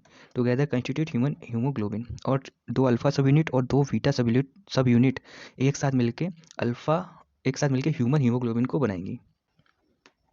एंजाइम को समझ लेते हैं। Almost all enzyme are protein. Almost जो सभी एंजाइम होते हैं वो क्या प्रोटीन होते हैं। There are some nucleic acid that behave like enzyme. कुछ न्यूक्लिक एसिड होते हैं जो एंजाइम की तरह बिहेव करते हैं, उन्हें क्या बोलते हैं, दीस कॉल्ड राइबोजाइम। उन्हें राइबोजाम कहते हैं, राइबोजाइम्स कहते हैं। One can depict an enzyme by a link diagram. अगर हम एंजाइम को अगर हम एंजाइम को डिपिक्ट करें तो उसको एक लाइन डायग्राम के द्वारा दिखा सकते हैं। An enzyme like any protein has a primary structure. जो एंजाइम है कैसा दिखेगा, जो प्रोटीन प्राइमरी स्ट्रक्चर जैसे दिखते हैं उस तरीके से दिखेगा enzyme. Amino acid sequence of the protein, कैसे अमीनो एसिड का जो सीक्वेंस होता है प्रोटीन का उसकी तरह दिखेगा। An enzyme like any protein has the secondary and tertiary structure. जो एक एंजाइम होता है वो प्रोटीन का सेकेंडरी और टर्सरी स्ट्रक्चर होता है। When you look at tertiary structure, जब टर्सरी स्ट्रक्चर को देखोगे तो you will notice the backbone of protein chain fold upon itself. मतलब बोला कि जब टर्सरी स्ट्रक्चर को देखते हैं, जैसे कि ये टर्सरी स्ट्रक्चर जो है, ये इसका टर्सरी स्ट्रक्चर है ये, तो इसमें क्या ये बैकबोन जो है एक दूसरे के ऊपर फॉर्म है, तो वो यहाँ पे कि अपॉन इटसेल्फ, मतलब बोल रहा है कि जो बैकबोन है एक दूसरे के ऊपर फोल्ड है, और the chain criss cross itself, और चैन जो है अपने आप को क्रिस क्रॉस खुद से कर ले रही हैं। मैनी क्रेवाइसिस और पॉकेट्स आर मेड, और जिस वजह से कि बहुत सारी क्रेविसिस और पॉकेट्स बन रही हैं। One such pockets is the active site, और उनमें से एक जो पॉकेट होगी वो सच में एक एक्टिव साइट होगी एंजाइम पे। An active site of an enzyme is crevice और pocket into which the substrate fits. बोला जो एक्टिव साइट है एंजाइम पे क्रिवाइसिस और पॉकेट से बन रही है, उसमें क्या जो सबस्ट्रेट है वो फिट हो जाता है किसमें, एक्टिव साइट में। This enzyme though their active site catalyse reaction at a high rate. बोला कि जो एक्टिव साइट है उसमें एंजाइम रिएक्शन कराएगा कैटलाइज से, तो क्या होगा, हाई रेट की रिएक्शन होगी। Enzyme catalyst differ from inorganic catalyst in many way. जो एंजाइम का कैटलिस्ट होता है वो इनऑर्गेनिक कैटलिस्ट से बहुत ज़्यादा डिफर होता है। But one major difference needs mention. बोला लेकिन जो मेजर डिफरेंस है वो हमें मेंशन करना पड़ेगा। Inorganic catalyst work efficiently eight high temperature and high pressure. बोल रहा है कि जो इनऑर्गेनिक कैटलिस्ट होगा वो हाई टेम्परेचर और हाई प्रेशर पर भी इफिशिएंटली वर्क करता रहेगा। वाइल जो enzyme gate damage eight high temperature, जबकि कुछ एंजाइम होते हैं वो हाई टेम्परेचर पे डैमेज हो जाते हैं। वो टेम्परेचर एबव 40 डिग्री सेल्सियस पे जो एंजाइम है वो डैमेज हो जाते हैं। However, enzyme isolate from organism who normally live under extremely high temperatures। बोल रहा है कि जो एंजाइम है उनको, वो एनिमल जो हाईली एक्सट्रीमली कंडीशन में सर्वाइव कर रहे हैं, रह रहे होते हैं, उनमें से वो एंजाइम को हम लोग आइसोलेट कर लेते हैं, ठीक है। और stable and retain their catalytic power even at high temperature, जिस वजह से जो एंजाइम है उनकी जो कैटालिटिक पावर है वो हाई टेम्परेचर पर भी स्टेन और रिटेन रहती है। थर्मल स्टेबिलिटी इज दस an important quality of such enzymes isolated from thermophilic organism. और जो एंजाइम की थर्मल स्टेबिलिटी को स्टेबल करने के लिए, उसको उसकी क्वालिटी को इम्प्रूव करने के लिए थर्मोफिलिक ऑर्गेनिज्म से एंजाइम को आइसोलेट कर लेते हैं। तो जो केमिकल रिएक्शन को समझ लेते हैं। Chemical reaction, chemical compound undergo two type of changes. Chemical compound जो होता है उसमें दो टाइप के चेंजेस देखने को मिलते हैं। फिजिकल चेंज होगा एक, जिस क्या होगा, simply refer to change in shape without breaking of bond. मतलब बोला जो केमिकल कंपाउंड है अगर उसमें फिजिकल चेंज आएगा तो वो चेंज उसके शेप में आएगा, और जो शेप जो चेंज होगा उसमें बॉन्ड जो है वो ब्रेक नहीं होंगे, विदाउट ब्रेकिंग ऑफ बॉन्ड के उसकी जो शेप है उसमें चेंज आ जाएगा, तो फिजिकल चेंज बोलेंगे। दिस इज़ फिजिकल प्रोसेस, और ये फिजिकल प्रोसेस होता है जिससे कि केमिकल कंपाउंड के फिजिकल चेंज में शेप में चेंज आ जाता है। And other physical process is a change in state of matter. बोला अदर जो फिजिकल प्रोसेस है उसमें क्या होता है कि जो केमिकल कंपाउंड उसकी स्टेट ऑफ मैटर चेंज हो जाती है। जैसे कि when ice melts into water, when water becomes a vapour. बोल रहा है कि आइस मेल्ट्स कर रही वाटर में, और वाटर क्या बिकम्स वेपर में, मतलब पानी जो है वो भाप बन के उड़ जा रहा है। These are also physical process, और ये भी एक फिजिकल प्रोसेस है। कौन सा, जैसे आइस जो है, आइस किसमें, वाटर में चेंज हुई, मेल्ट करी और वाटर में चेंज हुई। वाटर को हीट किया हमने, जब यहाँ हीट देंगे तो ये क्या वाटर में जाएगा, वाटर को जब हीट करेंगे तो क्या ये वेपर में। और ये भी एक टाइप का कौन सा, फिजिकल प्रोसेस है, ठीक है। और स्टेट्स ऑफ मैटर का फिजिकल प्रोसेस है। How when bonds are broken, और जब बॉन्ड्स जो हैं वो ब्रोक करेंगे, टूट जाएंगे, new bond are form during transformation. मतलब कि जो रिएक्शन चलती है केमिकल कंपाउंड की, उसमें क्या बॉन्ड जो हैं वो ब्रेक होते हैं, और जो पहले से बने बॉन्ड होते हैं वो ब्रेक होते हैं, जिससे कि न्यू बॉन्ड फॉर्मेशन होते हैं। और ये कब होता है, ये ट्रांसफॉर्मेशन के दौरान होता है। क्या, ओल्ड बॉन्ड ब्रोक होकर न्यू बॉन्ड का फॉर्मेशन होता है ट्रांसफॉर्मेशन के दौरान। दिस भी कॉल्ड अ केमिकल रिएक्शन, और ट्रांसफॉर्मेशन को क्या बोल रहे हैं, केमिकल रिएक्शन कह रहे हैं। एग्जाम्पल BaOH का उल्टा प्लस H2SO4। बेरियम हाइड्रोक्साइड को H2SO4 के साथ इन्होंने रिएक्ट कराया तो क्या बना, BaSO4 प्लस 2H2O। मतलब कि बेरियम सल्फेट मिला और क्या, वाटर मिला। अब यहाँ पे बेरियम हाइड्रोक्साइड के बीच में जो बॉन्ड थे वो टूट गए, और न्यू बॉन्ड फॉर्म हो गए BaSO4 के बीच में। तो वही बेसिकली यही बता रहा है कि ट्रांसफॉर्मेशन हुआ, और ट्रांसफॉर्मेशन होगा तो ओल्ड बॉन्ड जो पहले से बॉन्ड बने थे वो टूट जाएंगे, न्यू बॉन्ड फॉर्मेशन होंगे, उससे क्या, केमिकल रिएक्शन बोलेंगे। Is an inorganic chemical reaction, ये एक प्रकार की केमिकल रिएक्शन है। Similarly hydrolysis of starch into glucose is an organic chemical reaction. बोल रहा है कि स्टार्च का जब हाइड्रोलिसिस कराएंगे ग्लूकोज में तो ऑर्गेनिक केमिकल रिएक्शन होगी। रेट ऑफ फिजिकल और chemical process refers to the amount of product formed per unit area per unit time. बोला है जो रेट है फिजिकल और केमिकल प्रोसेस की, ये अमाउंट ऑफ प्रोडक्ट कितनी देर में फॉर्म हो रहा है उस पर डिपेंड करती है। It can be expressed rate equal to del P upon del T. क्या है, ये क्या है, formation of product upon per unit time. Rate can also be called velocity if the direction is specified. अगर जो chemical reaction हो रही है उसमें डायरेक्शन को हम बता रहे हैं तो रेट को हम लोग वेलोसिटी भी कह सकते हैं। Rates of physical and chemical process are influenced by temperature among other factor. जो रेट्स हैं क्या फिजिकल और केमिकल प्रोसेस के, वो टेम्परेचर और अदर फैक्टर के द्वारा इन्फ्लुएंस्ड मतलब प्रभावित हो सकते हैं। A general rule of thumb is that rate doubles, अगर रेट डबल कर रहे हैं और डिक्रीज कर रहे हैं, क्या कर रहे हैं, डिक्रीज कर रहे हैं by half for every 10 degree Celsius change in either direction. किसी भी डायरेक्शन में अगर हम क्या कर रहे हैं, रेट को डबल या डिक्रीज कर रहे हैं, तो जो रेट है वो अपने आप ही 10 डिग्री चेंज हो जा रहा है उसकी डायरेक्शन में, कोई भी डायरेक्शन में उसका 10 डिग्री सेल्सियस चेंज हो जा रहा है। Catalysed reaction process at rates vastly higher than the uncatalysed ones. मतलब बोला जो कैटलिस्ट होते हैं वो रिएक्शन को बहुत ही फास्ट तरीके से कराते हैं, जबकि अनकैटलाइज्ड इसको नहीं करा पाते हैं। When enzyme catalysed reaction are observe, जब हम एंजाइम कैटलाइज्ड रिएक्शन को ऑब्जर्व करते हैं, the rate would be vastly higher than the same but uncatalysed reaction. बोला कि जो सेम रिएक्शन होगी उसमें अगर अनकैटलाइज्ड रिएक्शन है तो जो रेट है वो तेज नहीं होगा, लेकिन जब कैटलाइज्ड रिएक्शन में जो कैटलाइज होगा रिएक्शन में तो उसमें जो रिएक्शन है वास्टली हायर होगी। Example, carbon dioxide plus water क्या बना है, कार्बोनिक एसिड। तो इसमें क्या है कि रेट जो है बहुत ज़्यादा हायर है क्योंकि इसमें कैटलाइज अवेलेबल है। In the absence of any enzyme this reaction is very slow. अगर किसी एंजाइम की अब्सेंस में रिएक्शन हो रही तो बहुत स्लो होगी। With with about 200 molecule of H2CO3 being formed in an hour. बोल रहा है कि अगर जो अब्सेंस ऑफ एंजाइम होगा तो क्या रिएक्शन जो है वो बहुत स्लो होगी, और उसमें क्या होगा कि 1 घंटे में कार्बोनिक एसिड के 200 मॉलिक्यूल ही फॉर्म होंगे। However by using the enzyme present with in the cytoplasm called carbonic anhydrase, the reaction spread dramatically with about 6 lakh molecule being formed every second. बोले कि अगर साइटोप्लाज्म में कार्बोनिक एनहाइड्रेज की presence होगी तो जो एंजाइम जो कार्बोनिक एनहाइड्रेज है साइटोप्लाज्म प्रेजेंट होगा तो जो रिएक्शन है वो dramatically 6 lakh molecule being every second में फॉर्म होंगे। कितने, 6 लाख मॉलिक्यूल्स पर सेकंड में फॉर्म होंगे। The enzyme has accelerated to reaction rate by about 10 million time. जो एंजाइम है वो रिएक्शन को एक्सेलरेट कर देते हैं, उसका रिएक्शन का रेट बढ़ा देते हैं 10 million times. The power of enzyme is incredible indeed. जो एंजाइम की पावर है वो इनक्रेडिबल है, अतुल्य है। These are thousand of types of enzyme each catalysing a unique chemical और मेटाबॉलिक रिएक्शन। बोले कि 1000 टाइप की जो एंजाइम है वो केमिकल और मेटाबॉलिक रिएक्शन को क्या कैटलाइज करते हैं। मल्टी स्टेप केमिकल रिएक्शन, अगर किसी केमिकल रिएक्शन में मल्टी स्टेप चल रहे हैं, when each step is catalysed by same enzyme complex और डिफरेंट एंजाइम्स। बोला है कि जो कि कोई केमिकल रिएक्शन है उसमें मल्टी स्टेप चल रहे हैं और उसमें जो प्रत्येक स्टेप है उसको सेम एंजाइम कॉम्प्लेक्स या डिफरेंट टाइप के एंजाइम्स कैटलाइज कर रहे हैं, तो इसे मेटाबॉलिक पाथवे कह रहे हैं। और इसका एग्जांपल क्या है, ग्लूकोज 2 पायरुविक एसिड में टूटता, मतलब ग्लाइकोलिसिस की बात हो रही है यहाँ पे। ग्लाइकोलिसिस, एक ग्लूकोज जो मॉलिक्यूल टूटा है 2 पायरुविक एसिड में। In actually metabolic pathway in which glucose become pyruvic acid. Glucose देखो पायरुविक एसिड में बन रहा है, तो 10 different enzyme catalyse metabolic reaction. इसमें क्या 10 डिफरेंट टाइप के जो एंजाइम हैं वो मेटाबॉलिक रिएक्शन करते हैं, और जिससे क्या होता है कि ग्लूकोज 2 पायरुविक एसिड में ब्रेक डाउन हो जाता है। In our skeletal muscles under anaerobic condition lactic acid is form. जब अपनी मसल में एनारोबिक कंडीशन होती है तो उस टाइम पे क्या स्केलेटल मसल में लैक्टिक एसिड का फॉर्मेशन होता है। अंडर नॉर्मल एरोबिक कंडीशन, और जब नॉर्मल एरोबिक कंडीशन होती है तो पायरोबिक एसिड का फॉर्मेशन होता है। उसी टाइम पे इन ईस्ट ड्यूरिंग फर्मेंटेशन, ईस्ट में फर्मेंटेशन के टाइम पे सेम पाथवे चलेगा, और इससे क्या प्रोडक्शन ऑफ एथेनॉल, और इससे किसका प्रोडक्शन होगा, एथेनॉल एल्कोहल का प्रोडक्शन होगा। Enzyme bring about such high rates of chemical conversion. Adding को समझ लेते हैं कि इसमें क्या है, जो protein with 3 dimensional structure include active site convert substrate into product, वैसे क्या बोल रहे हैं, H2P में कन्वर्ट हो रहा है। मतलब जो प्रोटीन का 3D स्ट्रक्चर होता है, इसमें क्या एक एक्टिव साइट होती है, वो क्या है उसमें एंजाइम की एक्टिव साइट होती है, उसमें सबस्ट्रेट फिक्स हो जाता है, और जो सबस्ट्रेट है ये प्रोडक्ट में चेंज हो जाता है। It's now has to bind the enzyme at active site within given cleft और पॉकेट। बोल रहा है जो सबस्ट्रेट है एंजाइम की एक्टिव साइट पे जाके फिट हो जाता है। The substrate has to diffuse toward active site, और जो सबस्ट्रेट है वो एक्टिव साइट की तरफ डिफ्यूज हो जाता है। दस obligatory formation of ES complex, जिससे एंजाइम सबस्ट्रेट कॉम्प्लेक्स का फॉर्मेशन हो जाता है। This complex formation is transient phenomena, और ये जो ES कॉम्प्लेक्स बना ये क्या ट्रांजिएंट फिनोमेना है, जो कि बहुत ही जल्द बहुत तुरंत होता है।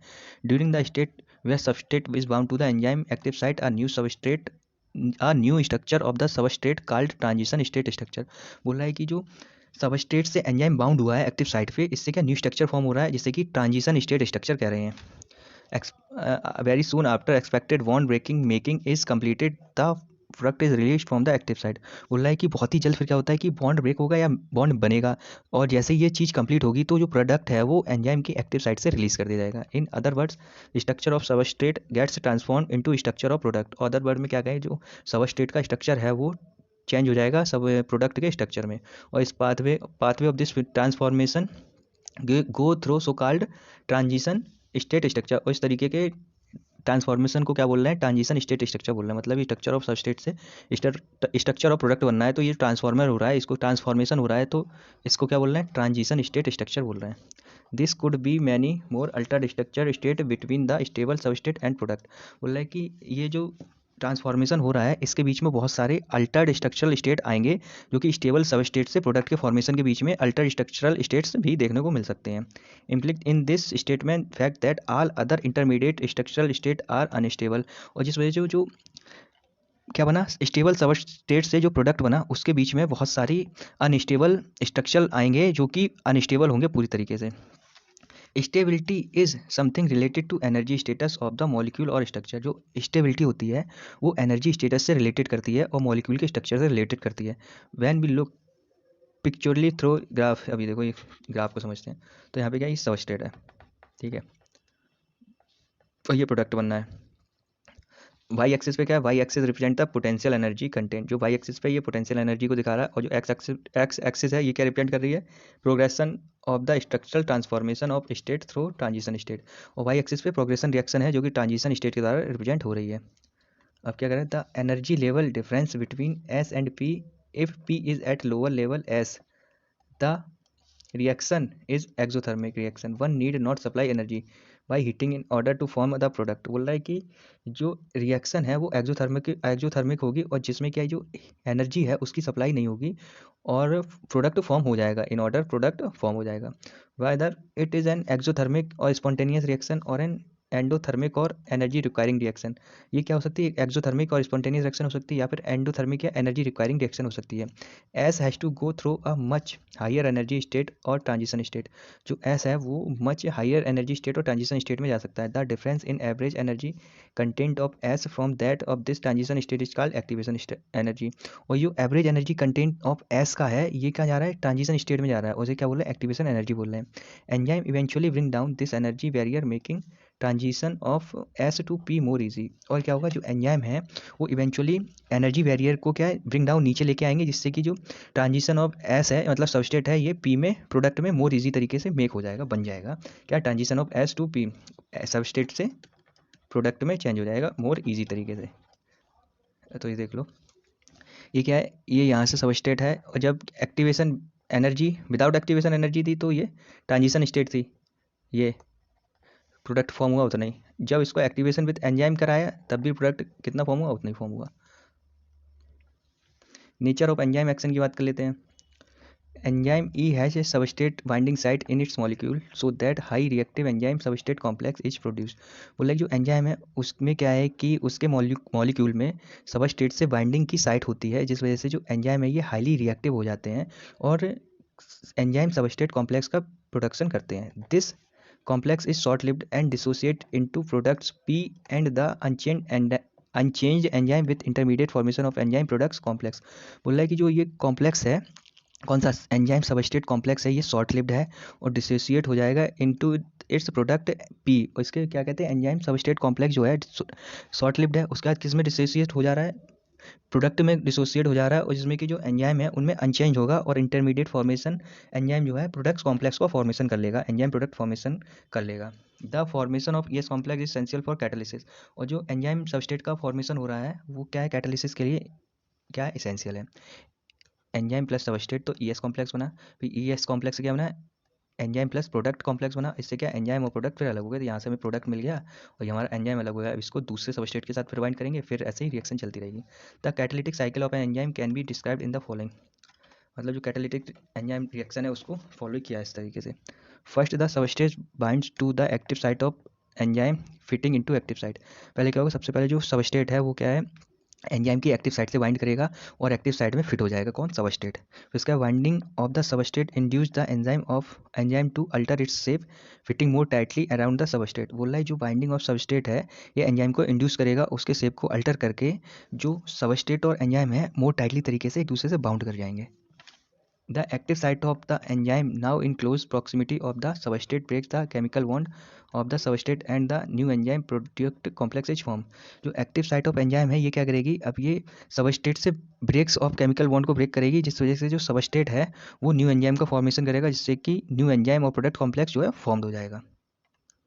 The enzyme release the product of the reaction and the free enzyme is ready to bind another molecule of the substrate and run through the catalytic cycle once again। अब जो एंजाइम और प्रोडक्ट कॉम्प्लेक्स बना, अब इसमें क्या होगा, अब इससे जो एंजाइम है वो सबस्ट्रेट वो एक्टिव साइट से अलग हो जाएगा और प्रोडक्ट को अलग कर देगा, एंजाइम अलग हो जाएगा। अब ये एंजाइम है अगले सबस्ट्रेट से जुड़ेगा, अब वहाँ पे क्या सबस्ट्रेट प्लस एंजाइम कॉम्प्लेक्स बनाएगा, फिर ये ई एस, फिर ई एस से क्या ई एंजाइम प्रोडक्ट कॉम्प्लेक्स, फिर एंजाइम प्रोडक्ट से एंजाइम अलग और प्रोडक्ट अलग, फिर ये एंजाइम अलग जाएगा, तो ऐसा साइकिल चलती रहेगी। Factor affecting enzyme activity, factor जो अफेक्ट करेंगे एंजाइम एक्टिविटी को उसको समझ लेते हैं। The activity of an enzyme can be affected by A change in the condition which can alter tertiary structure of protein. बोल रहा है कि जो एक्टिविटी एंजाइम की है ये अफेक्टेड होगी कुछ कंडीशन से, कुछ कंडीशन के चेंजेस करने से जो एंजाइम है वो अफेक्टेड होगा और ये किस में अल्टर करेगा, प्रोटीन के टर्सरी स्ट्रक्चर में अफेक्ट करेगा। These includes temperature, pH, change in substrate concentration और binding of specific chemicals that regulates its activity. और ये क्या अफेक्शन जो होंगे, जो कंडीशंस होंगे वो क्या होंगी, सबसे पहले टेम्परेचर कंडीशन होगा, फिर pH कैसा है, फिर change in substrate concentration, substrate की कंसंट्रेशन कम है या ज़्यादा है उस पर डिपेंड करेगा। बाइंडिंग ऑफ स्पेसिफिक केमिकल जो है उसकी इस एक्टिविटी पर भी रेगुलेट करेगा। तो सबसे पहले टेम्परेचर और pH की बात कर लेते हैं। Temperature and pH, enzyme generally function in a narrow range of temperature and pH। जो एंजाइम है वो नैरो रेंज ऑफ टेम्परेचर और pH पे फंक्शन रहते हैं। Each enzyme show it's highest activity at a particular temperature and pH called optimum temperature and optimum pH। बोला कि जो एंजाइम है ये हाईएस्ट एक्टिविटी पर्टिकुलर टेम्परेचर और पर्टिकुलर pH पर ही देते हैं। जैसे क्या बोल रहे हैं, ऑप्टिमम टेम्परेचर पे एंजाइम की हाईएस्ट एक्टिविटी रहेगी, ऑप्टिमम pH पे एंजाइम की हाईएस्ट एक्टिविटी रहेगी। Activity declines both below and above the optimum value. और जो एंजाइम की एक्टिविटी है ये घट सकती है, बढ़ सकती है, कब, active decline both below and above, ऊपर जाएगी या नीचे जाएगी, कब, जब जो ऑप्टिमम वैल्यू है ये क्या करेगी, डिक्लाइन कर जाएगी। मतलब ऑप्टिमम टेम्परेचर कम या ज़्यादा होगा तो जो एंजाइम की हाईएस्ट एक्टिविटी है ये रिफ्लेक्टेड हो जाएगी, या pH जो ऑप्टिमम pH है वो रिफ्लेक्टेड हो जाएगा, डिक्लाइन हो जाएगा। Low temperature preserve the enzyme in a temporary inactive state. मतलब बोला अगर टेम्परेचर लो कर दिया तो जो एंजाइम है वो टेम्पररी इनएक्टिव स्टेट में प्रिजर्व हो जाएगा। Whereas high temperature destroy enzymatic activity because proteins are denatured by heat.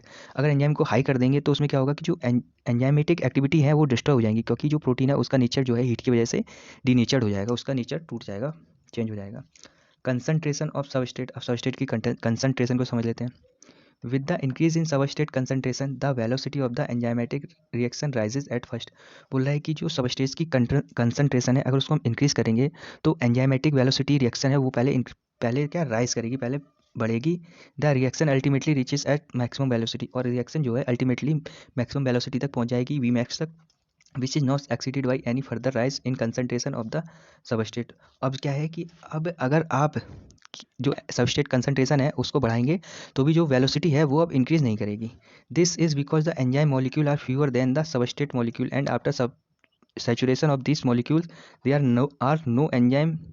are no free enzyme molecule to bind with additional substrate molecule। बोल रहा है कि यहाँ पे आपने जैसे सबस्ट्रेट की कंसंट्रेशन बढ़ाई लेकिन जो Vmax की वैल्यू वो नहीं बढ़ी, क्यों, क्योंकि जो रिएक्शन चल रही थी, जो कंसंट्रेशन ऑफ सबस्ट्रेट थी वो अब ज़्यादा हो गई और जो एडिशनल जो सबस्ट्रेट मॉलिक्यूल है वो अब किसी और फ्री मॉलिक्यूल तो बचे नहीं है, क्योंकि वो Vmax पे पहुंच गई है ना reaction.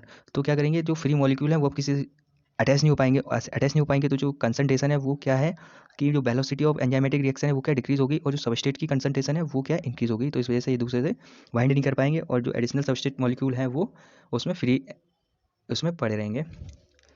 Activity of an enzyme is also sensitive to presence of specific chemical to bind the enzyme. बोला जो एंजाइम की एक्टिविटी है ये आल्सो सेंसिटिव होती है किसके लिए, कि जो स्पेसिफिक केमिकल है वो एंजाइम से बाइंड ना कर जाए। When the binding of the chemical shut off enzyme activity, अगर केमिकल जो है एंजाइम से बाइंड कर जाएगा तो एंजाइम की एक्टिविटी को शट ऑफ कर देगा, बंद कर देगा। This the process called inhibition and the chemical is called inhibitor. और जो ये एंजाइम की एक्टिविटी को शट ऑफ कर देंगे तो इसे इनहिबिशन बोलेंगे, और जो केमिकल इसको करा रहा है उसे क्या इनहिबिटर बोलेंगे। When the inhibitor closely resemble the substrate in its molecular structure inhibits the activity of enzyme it knows competitive inhibitor. बोल रहा है कि जो इनहिबिटर है वो सबस्ट्रेट से क्लोजली रिजेंबल करेगा, उसका मॉलिक्यूलर स्ट्रक्चर जो है सबस्ट्रेट से बहुत क्लोजली मिलेगा, जिस वजह से क्या होगा कि ये एंजाइम की एक्टिविटी को इनहिबिट कर देगा, और इसको क्या बोलेंगे कॉम्पिटिटिव इनहिबिटर बोलेंगे। Due to its close structural similarity with the substrate the inhibitor competes with the substrate for the substrate binding site of enzyme. बोल रहा है कि जो सबस्ट्रेट है और इनहिबिटर है इसके जो स्ट्रक्चर हैं एक दूसरे से मॉलिक्यूलर स्ट्रक्चर बहुत ज़्यादा क्लोजली रिसेंबल है, जिस वजह से जो सबस्ट्रेट बाइंडिंग साइट है उस पर क्या है इनहिबिटर बाइंड कर जाएगा, और जो एंजाइम है उसकी एक्टिविटी को क्या करेगा शट ऑफ कर देगा। Consider the substrate can not bind and result the enzyme action decline. और सबस्ट्रेट जो है वो एंजाइम से बाइंड नहीं कर पाएगा, जिस वजह से जो रिजल्ट है वो एंजाइम रिएक्शन का जो डिक्लाइन कर जाएगा, मतलब घट जाएगा। Inhibition of succinic dehydrogenase by malonate which closely resemble the substrate succinate in structure. जो सक्सिनिक डिहाइड्रोजिनेज है ये मेलानोट एंजाइम से क्लोजली रिसेंबल होता है। Malonate which closely resemble to substrate succinate in structure. जो डिहाइड्रोजिनेज है ये सक्सिनेट से स्ट्रक्चर में क्लोजली रिसेंबल होता है, जिस वजह से such competitive inhibitor are often used in the control of bacterial pathogen. और इसको जो कॉम्पिटिटिव इनहिबिटर को यूज किया जाता है बैक्टीरियल पैथोजन को कंट्रोल करने के लिए, इस तरीके के कॉम्पिटिटिव इनहिबिटर का यूज़ किया जाता है। बात कर लेते हैं classification of and nomenclature of enzyme. Enzyme के क्लासिफिकेशन और नोमेनक्लेचर की बात कर लेते हैं। Thousand of enzyme has been discovered, isolated and studied. Most enzyme have been classified into different group based on type of reaction and catalyse. मतलब जो enzyme है 1000 टाइप के एंजाइम डिस्कवर हो चुके हैं, आइसोलेट किए गए, स्टडी की गई है। मोस्ट ऑफ जो एंजाइम है उनको क्लासीफाई किया गया इंटू ग्रुप में, किसके बेस पे, उनकी रिएक्शन और टाइप ऑफ कैटलाइज के बेस पे उनको क्लासीफाई किया गया है। Enzyme are divide into 6 classes. Enzyme को 6 क्लासेस में डिवाइड किया गया, क्लासीफाई किया गया है, विच 40 to 30 सब क्लासेस। और 6 क्लास में डिवाइड किया गया, उसके अंदर भी 4 से 13 सब क्लासेस हैं, और उनको उनके अकॉर्डिंगली नेम दिया गया है 4 डिजिट नंबर से। सबसे पहले बात करते हैं ऑक्सीडो रिडक्टेज और डिहाइड्रोजिनेज एंजाइम की। Enzyme which catalyse oxidoreduction between two substrate S and H dash. Example ये S reduce plus X oxidise, S oxidise plus S reduce. बोला कि इसमें क्या होगा, जो एंजाइम है वो जैसे कि एस रिड्यूस एस ऑक्सीडाइज है, तो जो एस रिड्यूस है अब ये क्या एस ऑक्सीडाइज के पास चला जाएगा, और एस डैश ऑक्सीडाइज है ये एस रिड्यूस के पास चला जाएगा, तो इसे क्या बोलेंगे ऑक्सीडो रिडक्शन बोल रहे हैं। ऑक्सीजन की क्या रिडक्शन हो रही है इसमें। ट्रांसफरेज एंजाइम, एंजाइम कैटलाइजिंग है ट्रांसफर ऑफ ग्रुप। बोल रहा है कि वो एंजाइम जो कैटलाइज करके ग्रुप को ट्रांसफर कर देगा। यहाँ पे देखो एस जी से ग्रुप लगा हुआ है प्लस सबस्ट्रेट डैश है, अब यहाँ पे एस प्लस एस अलग हो जाएगा, और जो एच डैश से वो क्या ग्रुप अटैच हो जाएगा, तो ट्रांसफर हो गया ग्रुप का। Hydrolases enzyme catalysing hydrolysis of ester ether peptide glycosidic carbon carbon carbon halide of P N bonds. मतलब बोल रहा है कि हाइड्रोलिसिस होगी इसमें, ईस्टर की होगी, ईथर की, पेप्टाइड की होगी, ग्लाइकोसिडिक की होगी, कार्बन कार्बन बॉन्ड की होगी, फास्फोरस नाइट्रोजन बॉन्ड की होगी, क्या hydrolysis. lysis enzyme that catalyze removal of group from substrate by mechanism other than hydrolysis। बोल रहा है कि वो एंजाइम जो सबस्ट्रेट से ग्रुप को अलग करेंगे, हटा देंगे हाइड्रोलिसिस के अलावा अदर मैकेनिज्म से, तो उसे क्या बोलेंगे लाइसेस एंजाइम बोलेंगे। इसमें क्या कार्बन कार्बन है, अब देखो एक्स और वाई यहाँ अटैच हो गया, और इससे क्या ये जो ग्रुप है उसको किसी हाइड्रोलिसिस के अलावा अदर देन मैकेनिज्म से क्या किया सबस्ट्रेट से रिमूव कर दिया। देखो सबस्ट्रेट सी डबल सी, अब ये क्या प्रोडक्ट बन गया, एक्स वाई जो ग्रुप लगे थे उनको अलग कर दिया। Isomerase includes all enzymes catalysing inter conversion of optical geometric positional isomer. बोल रहा है कि आइसोमरेज में क्या होगा कि जो ऑल एंजाइम है वो कैटलाइजिंग करेंगे, इंटर कन्वर्जन करेंगे किसमें, ऑप्टिकल ज्योमेट्रिक और पोजिशनल आइसोमर में। लाइगेजेस क्या है, enzyme catalysing the linking together two compound. जो एंजाइम है ये क्या करेंगे, लिंकिंग करेंगे एक साथ दो कंपाउंड के साथ, इन्हें क्या बोलेंगे, इन्हें लाइगेसेस बोलेंगे। इसका एग्जांपल क्या है, enzyme which catalyse joining carbon oxygen carbon sulphur carbon nitrogen phosphorus oxygen bonds को क्या करेंगे लाइगेस कर लेंगे, जोड़ के रख लेंगे दो कंपाउंड के साथ में। कोफैक्टर की बात कर लेते हैं। Enzyme are composed of one or several polypeptide chains. बोला जो एंजाइम्स हैं वो एक और एक से ज़्यादा पॉलीपेप्टाइड चेन से मिलकर बना होता है। There are number of cases in which non protein constituent called cofactor. इनमें नंबर ऑफ केसेस में देखने को मिला है कि एक नॉन प्रोटीन कॉन्स्टिट्यूएंट्स होता है जो कि कोफैक्टर कहेंगे, और जो कोफैक्टर है are bound to the enzyme, और जो कोफैक्टर है वो एंजाइम के साथ में बाउंड रहता है। मेक द एंजाइम कैटालिटिकली एक्टिव, और जो एंजाइम को क्या बना रहा है कैटालिटिकली एक्टिव बना रहा है कौन, cofactor. In this instance the protein portion of enzyme is called apo enzyme, और जो प्रोटीन में एंजाइम में प्रोटीन पोर्शन हुआ उसको एपो एंजाइम बोलेंगे। 3 काइंड ऑफ कोफैक्टर में आइडेंटिफाई प्रोस्थेटिक ग्रुप को एंजाइम एंड मेटालाइन। 3 टाइप के कोफैक्टर जो है वो आइडेंटिफाई किए गए, उसमें पहला है प्रोस्थेटिक ग्रुप, दूसरा को एंजाइम, तीसरा मेटालाइन। Prosthetic group are organic compound and are distinct from other cofactor in that they are tightly bound to apoenzyme। बोल रहा है कि जो प्रोस्थेटिक ग्रुप है वो ऑर्गेनिक कंपाउंड के साथ डिस्टिंक्ट किए जाते हैं और जो कोफैक्टर हैं वो एपोएंजाइम के साथ टाइटली बाउंड रहते हैं। For example peroxidase and catalase which catalyse breakdown of hydrogen peroxide to water and oxygen. बोल रहा है कि जो पर ऑक्सीडेज है ये कैटालाइज की तरह काम करेगा और हाइड्रोजन पर ऑक्साइड को वाटर और ऑक्सीजन में ब्रेक डाउन कर देगा। Haem is the prosthetic group and is part of active site of the enzyme. Haem जो है वो एक प्रोस्थेटिक ग्रुप है और ये किसका एक्टिव साइट ऑफ एंजाइम का पार्ट है। कौन? Haem. Coenzyme are also organic compounds but their association with apoenzyme is only transient। बोल रहा है कि जो कोएंजाइम है वो ऑर्गेनिक कंपाउंड है बट इनका एपोएंजाइम के साथ जो एसोसिएशन है वो ट्रांजिएंट मतलब कुछ टाइम के लिए क्षणिक होता है, 0.सेकंड्स में रहता है। किसके साथ? एपोएंजाइम के साथ कोएंजाइम का association usually occurring during the course of catalysis. बोल रहा है ये कब होता है देखने को मिलेगा? जब कैटालिसिस हो रही होगी। Furthermore coenzyme serve as cofactor in a number of different enzyme catalyse reaction. बोले जो कोएंजाइम है वो एज अ कोफैक्टर अपनी सर्विस देगा, मतलब कोफैक्टर यूज करेंगे डिफरेंट एंजाइम कैटलाइज रिएक्शन में। किसको? कोएंजाइम को as a cofactor different type की कैटलाइज रिएक्शन में यूज करेंगे। The essential chemical components of many coenzyme are vitamins. बोले जो एसेंशियल केमिकल कंपोनेंट्स हैं कोएंजाइम के वो विटामिन्स हैं। Coenzyme nicotinamide adenine dinucleotide NAD और NADP कंटेन विटामिन नियासिन। बोले जो कोएंजाइम है निकोटिनामाइड एडेनिन डाई न्यूक्लियोटाइड जो NAD और NADP हैं इनमें एक विटामिन होती है जिसे क्या नियासिन बोलते हैं। A number of enzymes require metal ions for their activity which form coordination bond with the side chain at the active site and at the same time form one or more coordination bond with the substrate। Zinc is a cofactor for proteolytic enzyme carboxypeptidase. बोला कि जो number of enzyme metal ions के time पे requirement होगी और जो की activity है वो कोऑर्डिनेट बॉन्ड्स की तरह शो करेंगे साइड चेन के साथ में, और जो एक्टिव साइट है वो सेम टाइम पे और कोऑर्डिनेट बॉन्ड्स का फॉर्मेशन कर लेगा सबस्ट्रेट के साथ में। जिस वजह से क्या होगा, जो जिंक है इज अ कोफैक्टर किसके साथ है? जिंक कोफैक्टर की तरह पॉली प्रोटियोलिटिक एंजाइम कार्बोक्सीपेप्टिडेज के साथ कोफैक्टर की तरह जिंक जो है वो काम करेगा। Catalytic activities lost when the cofactor is removed from the enzyme which testifies that they play a crucial role in catalytic activity of the enzyme। बोले जो एंजाइम की कैटालिटिक एक्टिविटी है वो कब लॉस्ट हो जाएगी? जब एंजाइम से कोफैक्टर को रिमूव कर देंगे। और ये क्या है? ये जो कोफैक्टर है ये क्रूशियल रोल प्ले करता है कैटालिटिक एक्टिविटी एंजाइम की कैटालिटिक एक्टिविटी में। कौन? कोफैक्टर। अगर कोफैक्टर को एंजाइम से अलग कर देंगे कोफैक्टर को तो जो एंजाइम की कैटालिटिक एक्टिविटी है वो लॉस्ट हो जाएगी।